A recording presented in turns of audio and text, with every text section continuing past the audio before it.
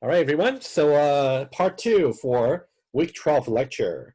I don't see any new question from the Google Doc. So I think I will just open the floor to any questions you might have. You can just speak up or put on the chat. Okay, I'll wait a little bit here if you got any questions. Hello, sir. I have a question. Jahao, yes, go ahead.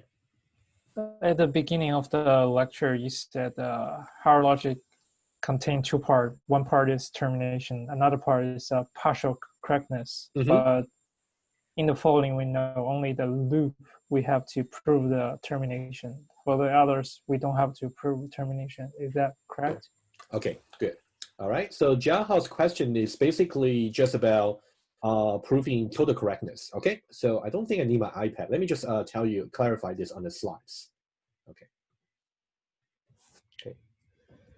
Okay. Let me just go to the relevant slides for everybody. Okay. So, okay. First of all, this is where we first introduced about the Hoare triple. And then we said that over here for S, the programming statements, it can be arbitrarily complicated.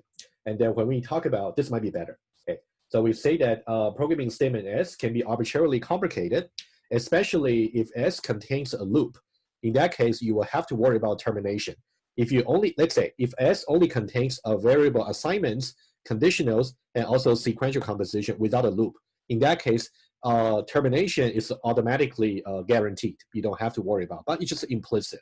But you just have to know, in principle, given any program S, you have to prove two things. One is about termination, and the other one is assuming termination, you want to prove the correctness. So if you combine the two, it's going to be total correctness. So now let's get to the case for the loop. Okay, let's just go to the loop. If you go to the end where I talk about the different proof conditions for the loops, you can see over here, this part over here is really about, let's say, if the programming statement S over here, if this part here contains a loop, that means you got the possibility of the loop not terminating. In that case, you have to prove two things in big, right? The one big thing you want to prove is about termination. So this part here is about how you can use the loop variant to measure the progress of the loop to make sure eventually the loop variant is going to get down to 0. So that means you're going to terminate the loop, number one. Okay, so that's about termination. And then the second part is about partial correctness. So you only have to prove the termination explicitly when your programming statement over here contains a loop. In other cases, before we talk about a loop, if you only got sequential composition, conditional, and variable assignments, you don't really need to explicitly prove the termination. So Jahal, does it answer your question? Yes, thank you. Okay, very good. Okay, one question here from Amro. Can you give a complete example of proof of loop correctness that includes sequential composition and if conditional? A complete complex example that includes all parts. I think if you go to the lectures page over here, right? So if you see the exercise over here, exercise on proving total correctness of a loop. I think for this one here, this is one program that we discussed in the lecture, okay? And then this one definitely got the loop. You got looping variants using some quantification. And also you can see the body of the loop. We got if conditional. We got variable assignments. Also, we got sequential composition. You can see we execute if statement first, followed by a variable assignment. So that's definitely the complex example you're talking about. And then, so these are the exercises. And then in terms of proving things, to give you some example. So for the most complex proof, which is about 1.2, about proving the maintenance of a looping variance. So that's one of the proof conditions you have to discharge. So that one, they already gave you a complete solution. And all the others are left as exercise. However, their proof wouldn't be as complicated as the solution I gave to you. So that will be up to you. But if you completed your solution, you can maybe either send me an email or maybe you can ask in the Q&A and then I can check it. All right. So Emerald, I hope that answered your question, right? I hope. Good. Okay. So however, let me give you a little bit more since I already opened these documents. I would say you really, so these are basically the types of question you might be asked about proving Hoare triple, especially when you got a loop statements inside. So I think the basic one would be you want to know how to formulate a Hall triple. That one's easy. And then you want to prove about the want to calculate the WP, and then you want to prove whether or not the Hall triple is actually a tautology, right? So that's kind of the steps we mentioned in the lecture. Also, we briefly mentioned that yesterday. So when you do the exercise, I would suggest, number one, you don't really try to read these Hall triples directly.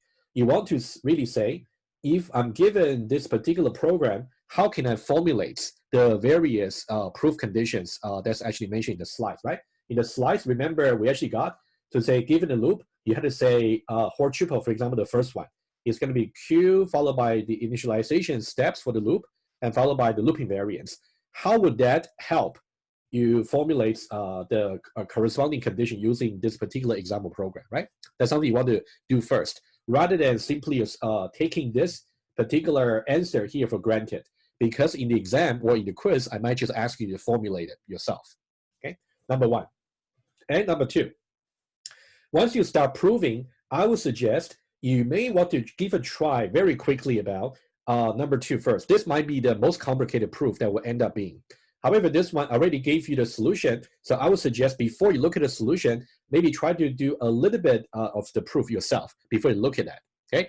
But for others, you will be either similar or actually much simpler, okay? But if you get stuck, you can maybe put this as one of the questions for the exam review. In that case, I can maybe give you more guidance, but I think hopefully that's enough for you to get started, all right? Okay, let me go back to the tablets to see if there's anything else. All right. Okay, I was just waiting if you got any more questions.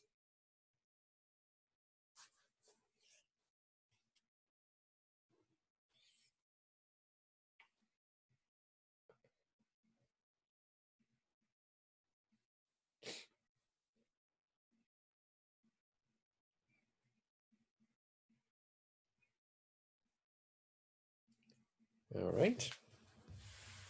Yeah, if you're still catching up the lecture, please do so. And then maybe your fellow students' question from yesterday and also today, hopefully that might be enough for you to review. Okay, but I'll wait a little bit longer. Okay.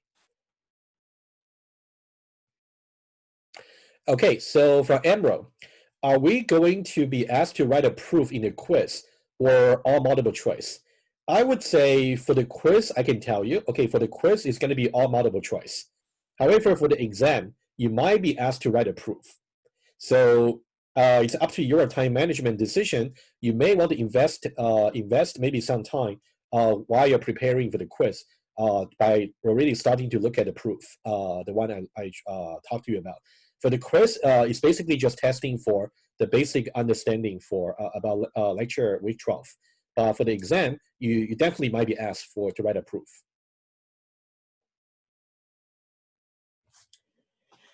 Okay, good, no problem.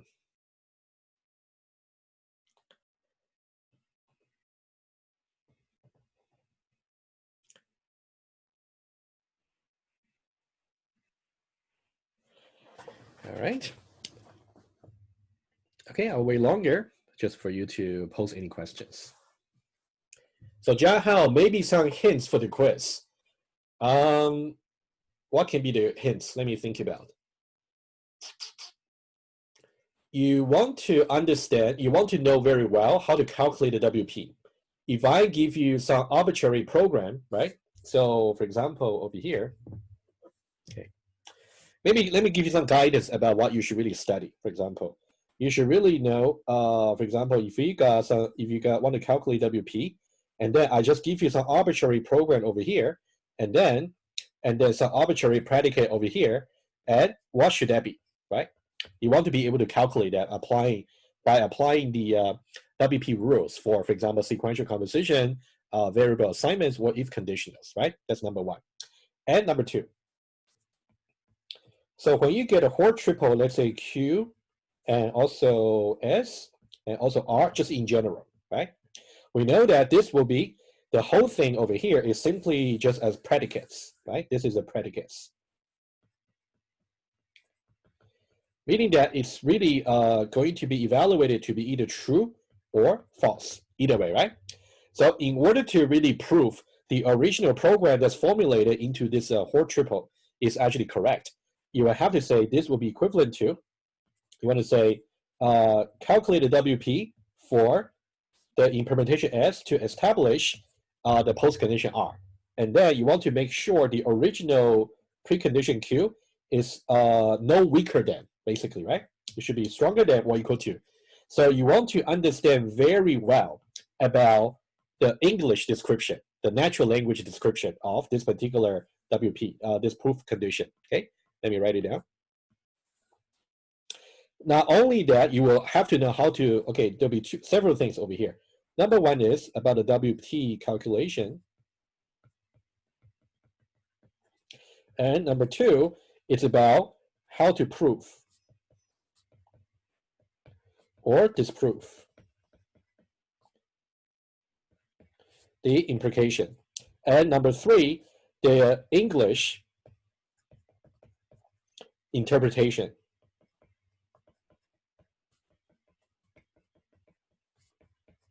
of this proof condition.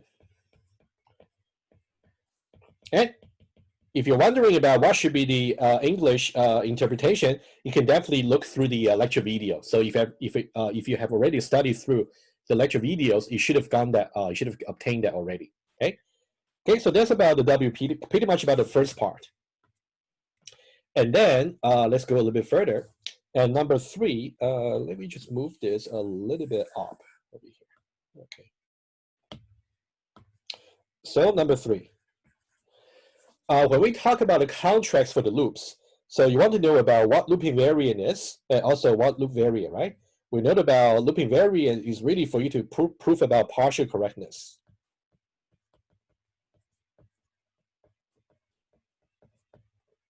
Whereas for loop variants, it's really for you to prove about termination, right?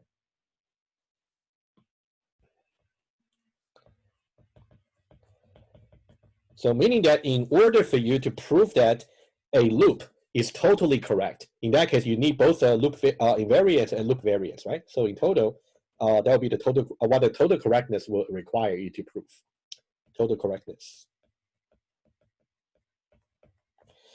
Okay, and then since it's going to be an open book quiz, so you don't really have to memorize all the proof obligation, which I already showed in the slides. However, you should really have some reasonable familiarity about the proof obligation. As I mentioned, you wouldn't be asked to write any concrete proof for the quiz, but you might be given maybe something, maybe, for example, one possible question could be, I'm not saying for the quiz, but either quiz for the exam. I might just give you a proof, and then you want the judge to see whether the proof is actually valid or not, right? Okay. And then number four, you want to know about how violations of loop invariance or loop variance might occur. In that case, I will refer you to, okay, let me again go back to the slides, okay? Let me just go back there. Okay, if I go back to the slides over here, so there were two examples that we did in the lecture. So you may want to first of all look at this particular example over here, right? That's the simplest example that we did about introducing the contracts for the loops. So you want to know about how can a loop invariant happen, and how can a loop variant happen, and also at which timing does it happen? Okay. And then there will be another example over here, right? Remember, this is the second example we did. And for example, this one here is going to give you some loop invariant violation. You want to understand exactly how that happened, right? And also by changing the loop variance over here, we also write into the loop variance violation, right? So these are the example you want to think through, all right? Not only that, you want to know how to prove the proof conditions, but also you need to know at the runtime how exactly are these contracts checked, and then you might have violation accordingly, right? All right, I think that's about some general guidance about what you should really do for this quiz. Okay, and take that guidance maybe also for the exam. I think that might help you as well. All right. So Jiahao, is that okay?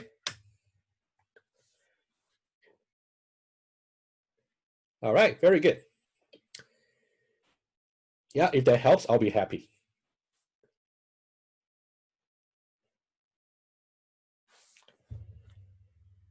Guys, pay more attention to number 4.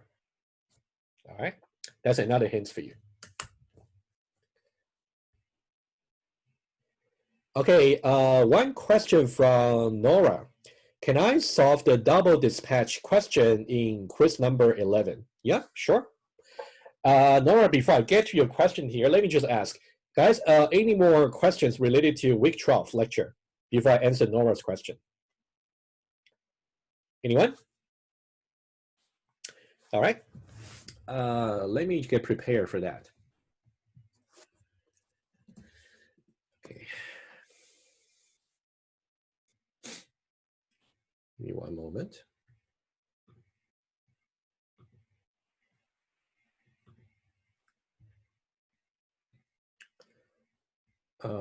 Quiz 11. Okay. And then, give me one moment. I need to retrieve that question specifically.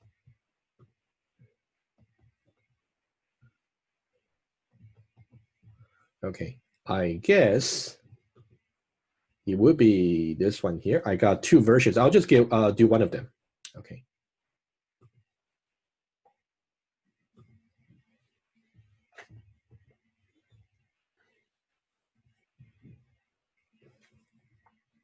So Nora, is this the question you're talking about? Let me make sure. Is this the one? Okay, good. Okay, very good. Okay, let me copy that. Okay, but I don't think I need to copy this architectural diagram. You have that on your slides. Okay, I'll assume you got access to it. So let me just copy this part over here. Okay.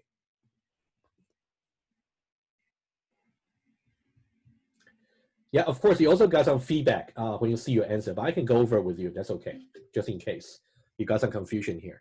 All right. Okay.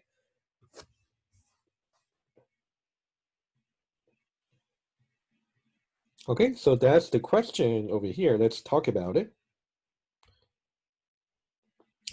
We are basically building a composite object over here, like a tree, and then you're going to say the root of some subtree in the composite objects is going to be invoked the accept feature. That's actually from the expression, right? And then we want to see how many instances of double dispatch that's going to occur, right? That's your quiz question, right? Let's talk about it. Okay. So number 1, let's make sure, I hope it will be okay for this part here, right? It's just about how to build the composite objects, okay? The way I organize it is more like a bottom up, right? So let's try to do that, okay, over here. So we got constant C1, C2, and C3, right? You can think about, let me just draw that a little bit more simply, right? You can think about we got C1, and also we got C2, and also we got C3. I don't really need to put their integer value over here like a 1, 2, and 3. In some way, they are not so relevant to this question here because we're only asking about how many instances of double dispatch. So we're not really asking about how what's the result if you call the evaluator, right? So we don't need to worry about the 1, 2, and 3 over here, okay? So we got C1, C2, and C3, okay, up to here. Just some, oh, actually also C4, sorry. All the way to C5. C1, 2, 3, 4, 5, right? 1, 2, 3, 4, and 5, right? That's they are like the leaves for the tree, right? It's a I think I mentioned this in the Q&A for last week.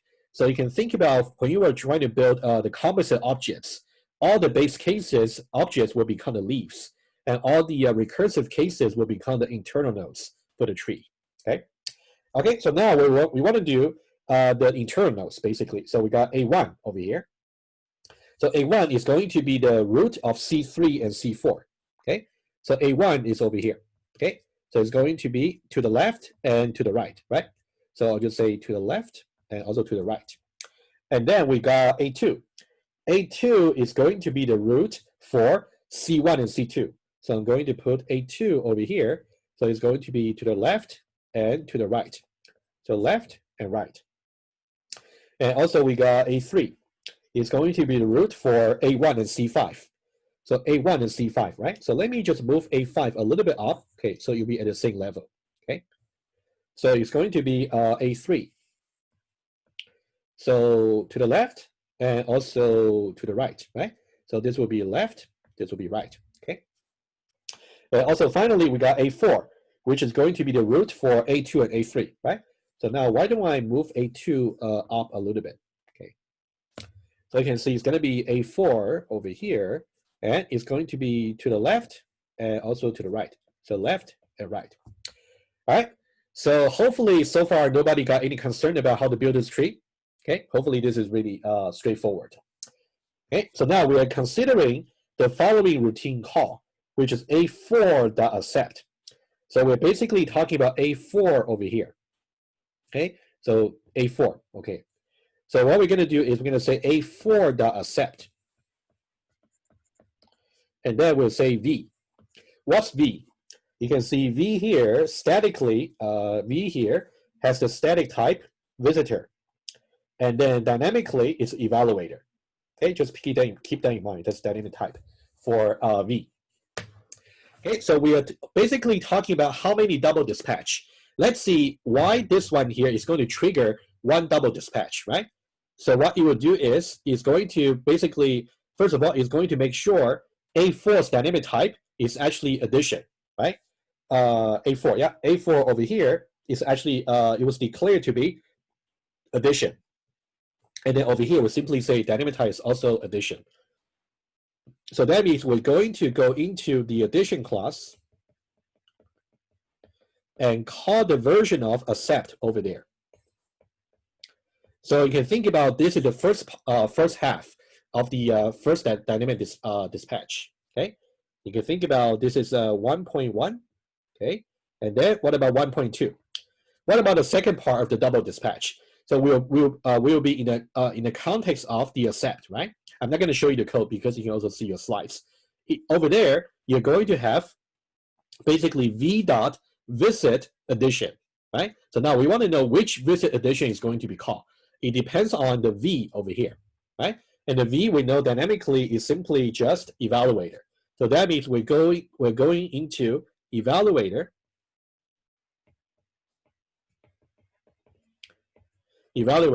and then we're going to call visit addition.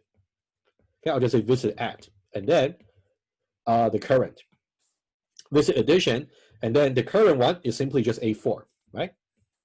So this one shouldn't be too surprising to you because that's how we explain the double dispatch in your lecture. That's why I try to be a little bit brief over here, right? So basically, you can see this starting root over here triggers basically one single instance of the double dispatch, right? And now, I want you to remember that if you go back to your particular lecture, okay, let me just go there quickly, okay?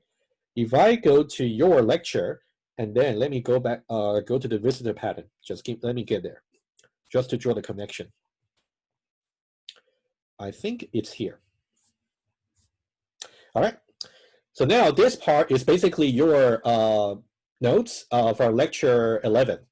And then remember, I said you will be left as an exercise, which I also did, which I also solved during the Q&A. So when we actually call visit addition over here, it's going to trigger another two recursive call, which will be a.left and also a.right. Each one of them will be the target for accept.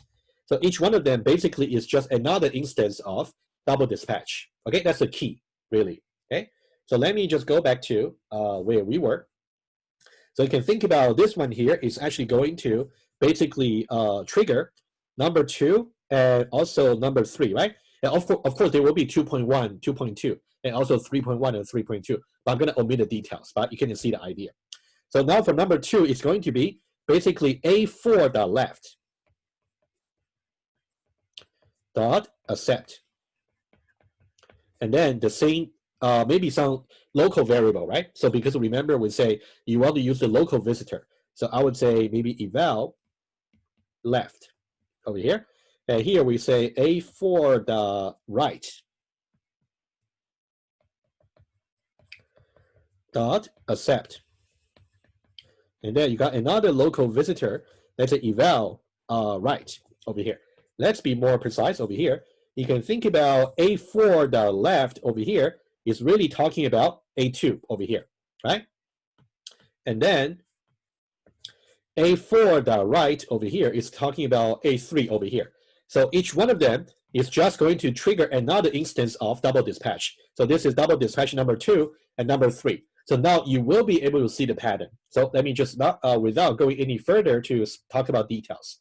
Basically, the number of double dispatch you're going to have depends on the number of descendants of the starting root. So now since we start from A4, how many descendants we have, including itself? We got 1, 2, 3, 4, 5, 6, 7, 8, and 9. We got 9 descendants, right? So now the total over here, it should be 9.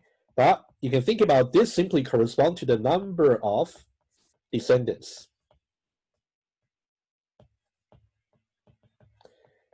of the starting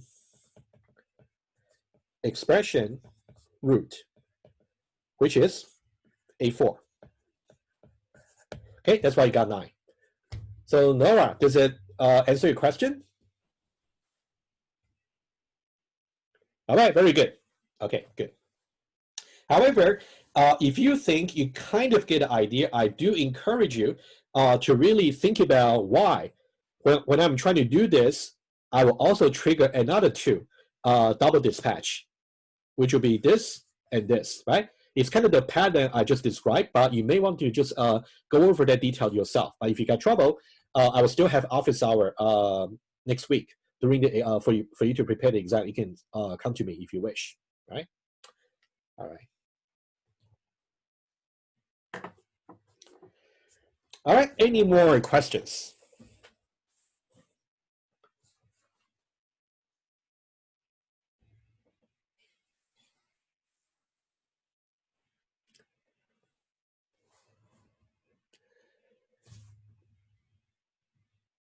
So everybody's okay? So Amir, you okay?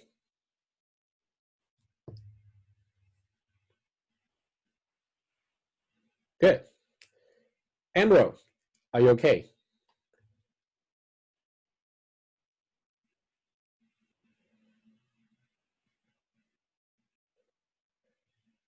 Okay, I hope so. Jiahao, you okay?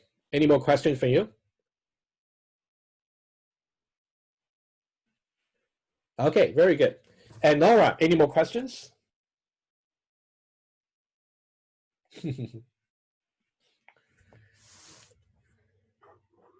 All right, all good. All right. And Robbie, how are we doing? You okay?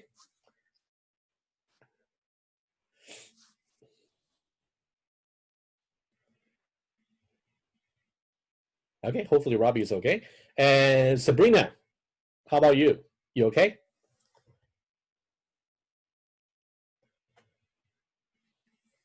All right, very good. No problem. All right, guys. Let's see this. Okay. Good. It seems like everybody is fine. As I said, the quiz will still be closed as usual on Friday, 5 p.m. So if you only want to catch up with the lecture, maybe from Thursday, that's absolutely fine. I think we already answered some fundamental issues about week number 12. I also gave you some guiding principle of how you can get prepared. Hopefully that'll be enough for at least for Friday, the quiz. And then next Thursday and Friday will be the exam review session. I'll send out the Zoom details and also a Google Doc for you to post your questions as usual. And then I'll give you maybe some sample questions as well, maybe a little bit later this week, so you got enough time to try them. And I'll give you more information about exam formats. But the schedule 3 hours, make sure that time you're available, okay?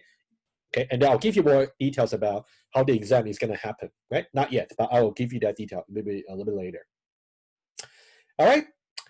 Thank you for coming. And then if you got any more questions that's brief, feel free to send me an email. I'll be happy to answer.